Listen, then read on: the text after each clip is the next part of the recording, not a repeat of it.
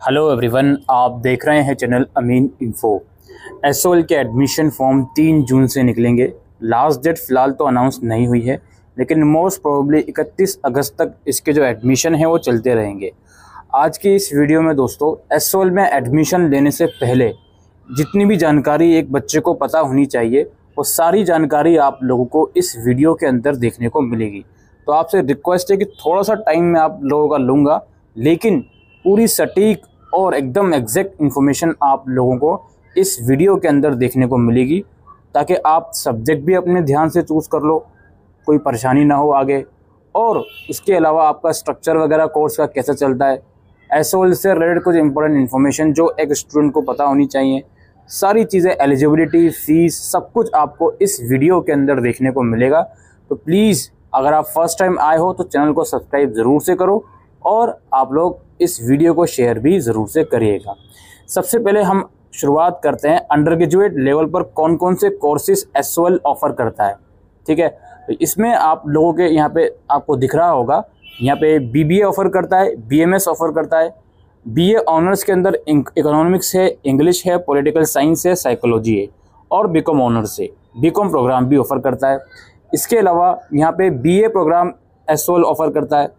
अब BA programme के साथ आप कंप्यूटर एप्लीकेशन में कर सकते हो, इकोनॉमिक्स में कर सकते हो, एजुकेशन, इंग्लिश, ये सब्जेक्ट्स बताए जा रहे हैं कि इन सब्जेक्ट्स में बीए प्रोग्राम ऑफ़र किया जाता है। हालांकि बीए प्रोग्राम के अंदर आपको 2 डिसिप्लिन चूज़ करने होते हैं, जिसकी डिटेल में बात मैं अभी इस वीडियो के अंदर करने वाला हूँ। आइए सबसे पहले हम बात करते हैं एलिजिबिलिटी क्राइटेरिया की। दोस्तों, जो आपका बीएमएस और बीबीए वाला कोर्स है, इसमें ये लोग बोलते हैं कि क्लास 12th में आपके पास कोई एक लैंग्वेज जो कि लिस्ट ए में से हो, और उसके साथ साथ मैथ्स होना मैंडेटरी है।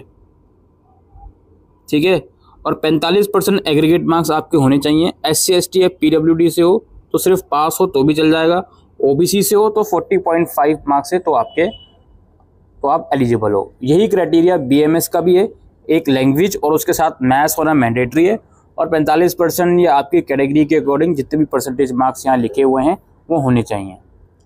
बीकॉम ऑनर्स की जहाँ तक बात है तो इसमें 2 कॉम्बिनेशन बताए हैं। पहला कॉम्बिनेशन ये कहते हैं कि कोई भी एक लैंग्वेज आपके पास हो लिस्ट ए में से, और उसके साथ साथ मैथमेटिक्स आपके पास होनी चाहिए, और उसके साथ कोई भी 2 सब्जेक्ट जिसमें से एक सब्जेक्ट कम से कम लिस्ट बी में होना चाहिए, तो आप एलिजिबल हो। या फिर दूसरा कॉम्बिनेशन बीकॉम ऑनर्स का ये है कि कोई एक लैंग्वेज हो और उसके साथ साथ अकाउंटेंसी हो, और उसके साथ साथ आपका कोई 2 सब्जेक्ट जिसमें से कम एक सब्जेक्ट लिस्ट बी में से होने चाहिए। तो सवाल ये आता है, भाई बीकॉम ऑनर्स के लिए मैथ्स ज़रूरी है या नहीं? इसका सिंपल सा क्लियर कट आंसर मैं आपको देता हूँ। अगर आपने क्लास 12 कॉमर्स बैकग्राउंड से करी है तब तो आपके लिए मैथ्स मैंडेटरी नहीं है, आप अकाउंटेंसी के थ्रू कॉम्बिनेशन बिठाकर एडमिशन ले सकते हो। लेकिन अगर आपने क्लास 12 साइंस स्ट्रीम या किसी और स्ट्रीम से करी है तो भाई उसमें मैथ्स मैंडेटरी चाहिए होगी। दैट्स इट, इतनी सी बात है। और आपका बीबी और बीएमएस के लिए क्लास 12 में मैथ्स होना चाहिए, तभी आप कर सकते हो। ठीक है, और ये लिस्ट ए और लिस्ट बी की क्या बात हो रही है अभी मैं दिखाने वाला हूँ। इसके अलावा इंग्लिश ऑनर्स में आपके पास क्लास 12 में इंग्लिश होनी चाहिए, और कोई भी 2 सब्जेक्ट लिस्ट B1 में से, और कोई एक सब्जेक्ट या तो वो लिस्ट B1 में से हो या लिस्ट B2 में से हो, और एग्रीगेट 45% मार्क्स आपके होने चाहिए।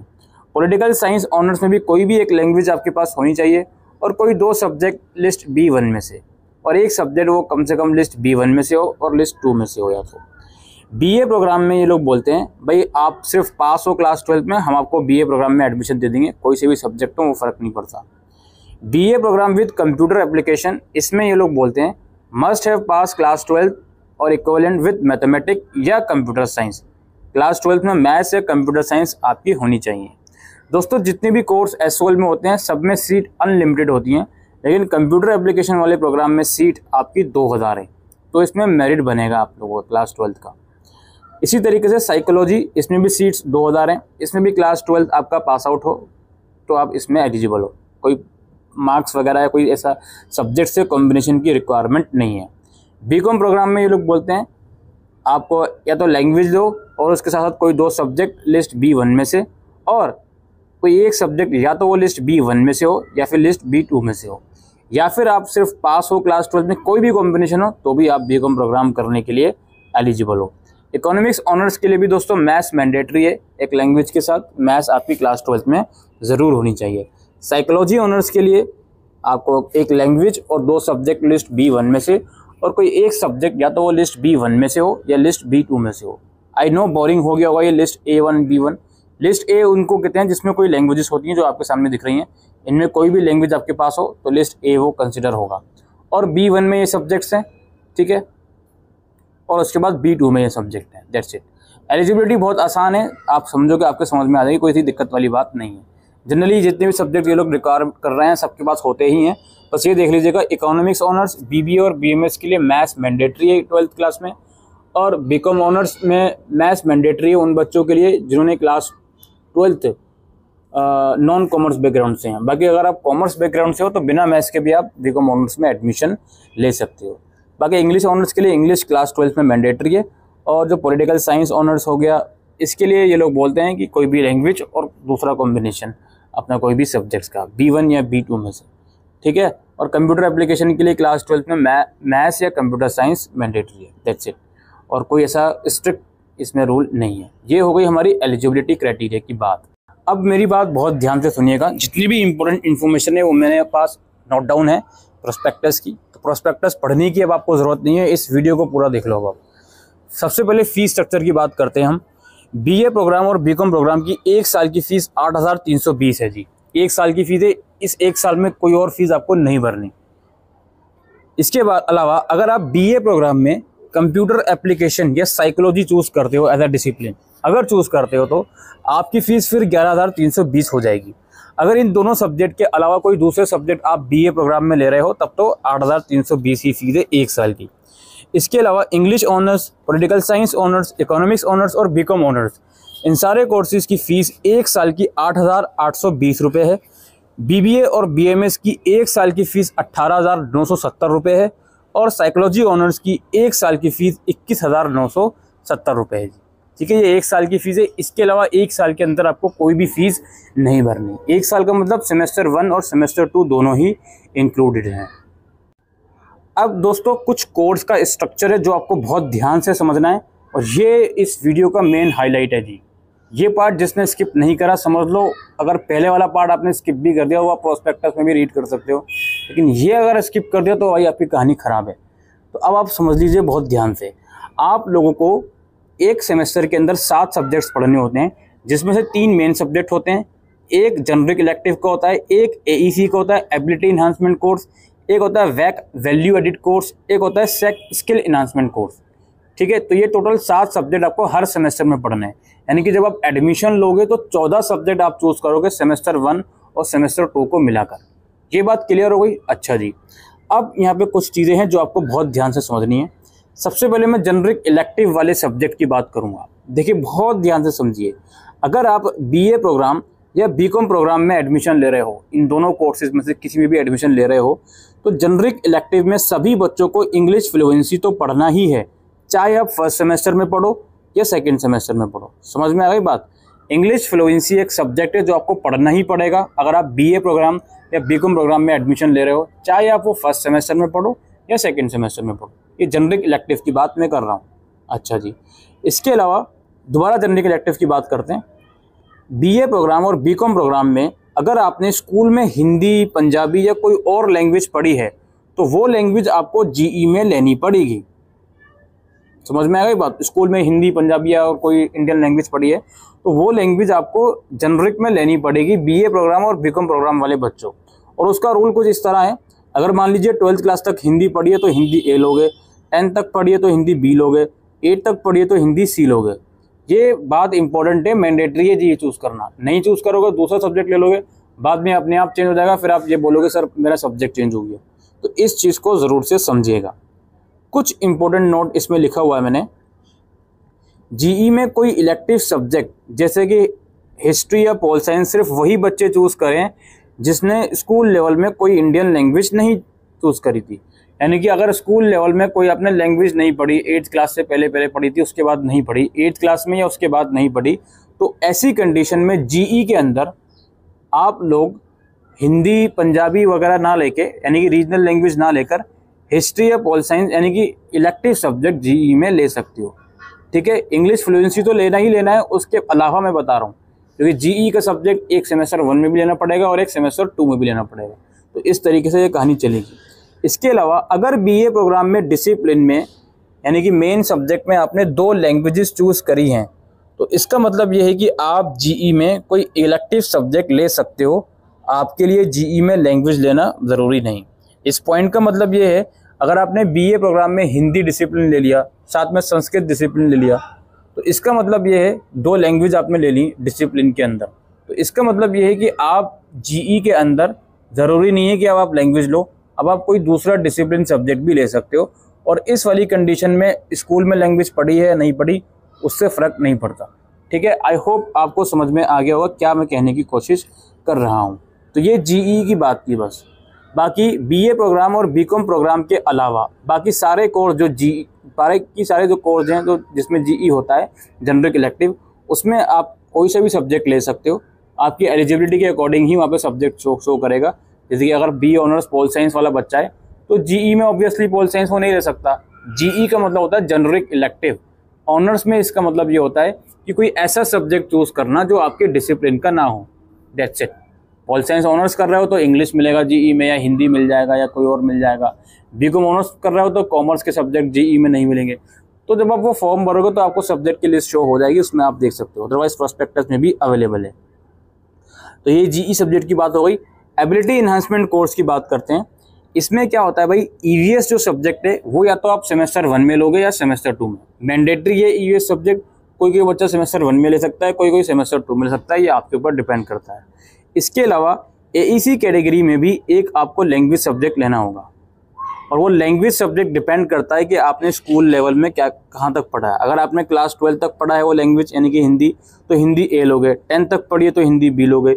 8 तक पढ़िए तो हिंदी सी लोगे, दैट्स इट। ये एईसी की बात हो गई। तो 2 सब्जेक्ट यहाँ पे क्लियर।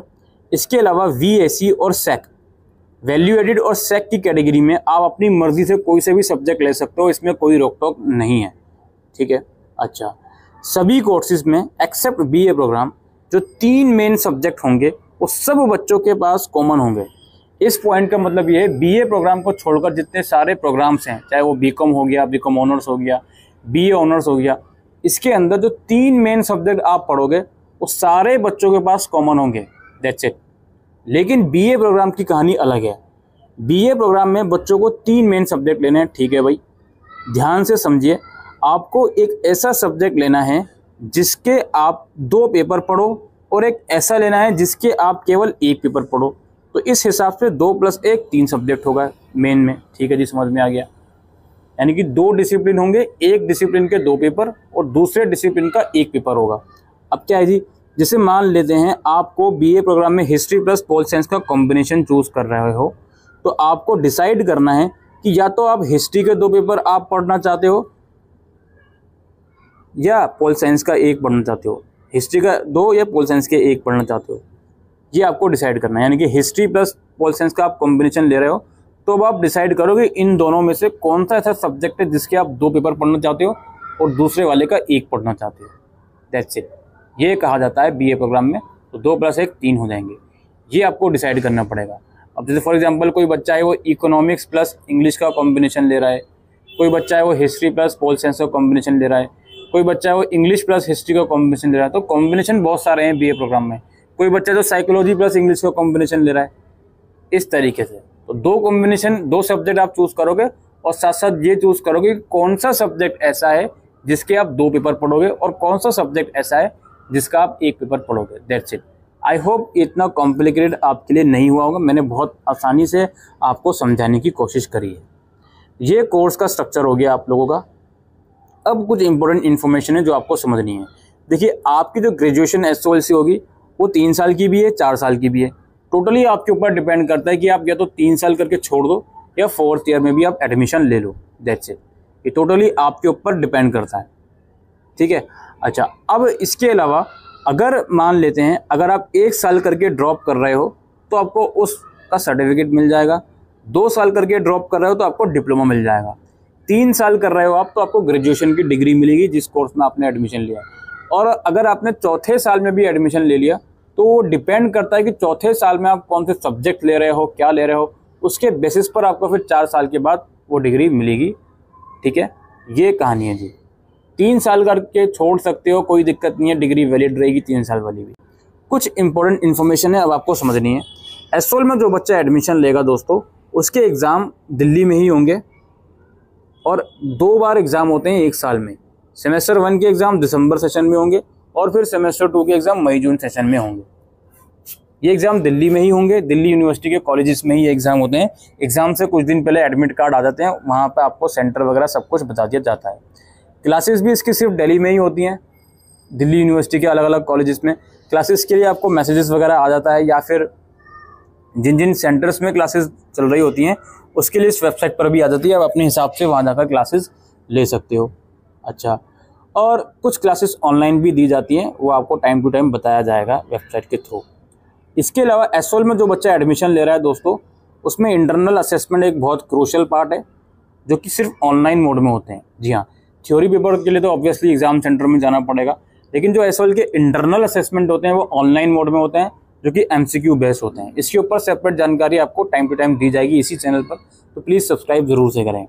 इसके अलावा एसओएल में लाइब्रेरी फैसिलिटी भी है, जहाँ पर बुक बैंक की भी फैसिलिटी मिलती है, यानी कि इस पर्टिकुलर सेमेस्टर में पढ़ने के लिए आप बुक इशू करवा सकते हो, फिर सेमेस्टर खत्म हो गया तो आप उसको रिटर्न कर सकते हो, तो वो सुविधा भी एसओएल में मिलेगी। इसके अलावा फाइनेंशियल सपोर्ट स्कीम भी एसओएल में अवेलेबल है, जो कि हर साल खुलता है। इसमें क्या होता है, 2 स्लैब में डिवाइड करा गया है। एक वो जिसकी इनकम 4 लाख तक है एनुअल, और दूसरी वो जिनकी इनकम 4 लाख से लेकर 8 लाख तक है एनुअल।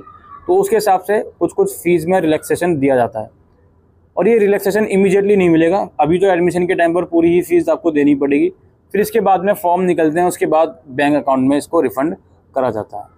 ठीक है। अच्छा, इसके अलावा डॉक्यूमेंट कौन कौन से चाहिए एडमिशन के लिए? भाई फोटोग्राफ चाहिए, आपका सिग्नेचर चाहिए, 10th और 12th की मार्कशीट चाहिए, और अगर आप किसी रिजर्व कैटेगरी से बिलोंग करते हो तो उसका डॉक्यूमेंट चाहिए। इसमें एक इम्पोर्टेंट चीज़ है, अगर आप ओबीसी या ईडब्ल्यूएस से बिलोंग करते हो तो आपका डॉक्यूमेंट जो है 31 मार्च 2024 के बाद का इशू किया हुआ होना चाहिए। बाकी SC ST के लिए कोई डेट्स की रिस्ट्रिक्शन नहीं है। अगर आप फिजिकली डिसेबल्ड हो तो आपको उसका सर्टिफिकेट लगाना पड़ेगा। दोस्तों, फिजिकली डिसेबल्ड कैंडिडेट के लिए फीस में भी रिलैक्सेशन है, तो इस चीज़ को मैं ऊपर फीस वाले सेक्शन में बताना भूल गया, तो आप उसमें देख लीजिएगा। इसके अलावा इनकम सर्टिफिकेट, अगर आप कोई BPL कैटेगरी में अप्लाई कर रहे हो तो उसके लिए इनकम सर्टिफिकेट आपको चाहिए होगा। अगर आप फाइनेंशियल असिस्टेंस के लिए अप्लाई कर रहे हो तो इनकम सर्टिफिकेट आपको फॉर्म के टाइम पर मांगा जाएगा, तो इस चीज़ का ध्यान रखना। ठीक है। अच्छा, एडमिशन का प्रोसेस समझ लो। सबसे पहले तो आपको ऑनलाइन फॉर्म भरना है। ठीक है, ऑनलाइन फॉर्म में सारी रिलेवेंट डिटेल प्रोवाइड करो और डॉक्यूमेंट अपलोड करो। जैसे ही आप डॉक्यूमेंट अपलोड करोगे दोस्तों, तो आपको फीस पेमेंट का ऑप्शन इमीडिएटली नहीं आएगा। डॉक्यूमेंट जब आप अपलोड कर दोगे उसके बाद आपके डॉक्यूमेंट वेरीफाई होंगे ऑनलाइन ही। डिपार्टमेंट वाले आपके डॉक्यूमेंट वेरीफाई करेगा। जब वो डॉक्यूमेंट वेरीफाई हो जाएंगे उसके बाद आपके पास फीस पेमेंट का ऑप्शन आएगा, देन आपको फीस पेमेंट करनी होगी। और इधर डॉक्यूमेंट वेरिफिकेशन और फीस पेमेंट के बीच का गैप है, ये 4-5 दिन का होता है जनरली, और कई बार ज़्यादा भी हो सकता है। तो ऐसा नहीं है कि डायरेक्टली फॉर्म भर दिया, फीस भी एकदम भर दी, नहीं। फीस भरने से पहले डॉक्यूमेंट वेरीफाई होंगे, उसके बाद ही फीस पेमेंट का ऑप्शन वो लोग देंगे। अच्छा, और लास्टली मैं आपसे कहना चाहूँगा, प्लीज़ इस चैनल को सब्सक्राइब ज़रूर से करें। आपको इस चैनल के ऊपर सारी सटीक इन्फॉर्मेशन जो एसओएल से रिलेटेड है, चाहे आपके एग्ज़ाम्स हो, एग्ज़ाम्स पैटर्न हो, सिलेबस हो, एडमिट कार्ड हो, डेट शीट हो, रिजल्ट में प्रॉब्लम हो, रिवोल्यूशन का चक्कर हो, आपकी डिग्री हो, मार्कशीट हो, हर एक जानकारी आपको आपके एकेडमिक से रिलेटेड मिलेगी। तो अगर आप फर्स्ट टाइम इस चैनल पर आए हो तो प्लीज़ सब्सक्राइब ज़रूर से करो और इस वीडियो को शेयर ज़रूर से कीजिएगा। आई होप ये वीडियो आपको यूज़फुल लगी हो, तो वीडियो को शेयर कीजिएगा। Thank you.